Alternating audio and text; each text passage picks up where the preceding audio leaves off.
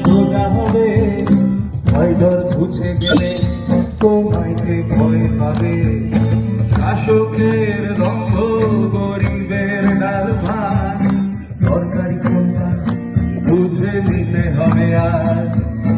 যতই মারবে লাঠি সে তারা সোজা হবে ভয় ডর ঘুচে গেলে তোমাকে ভয় পাবে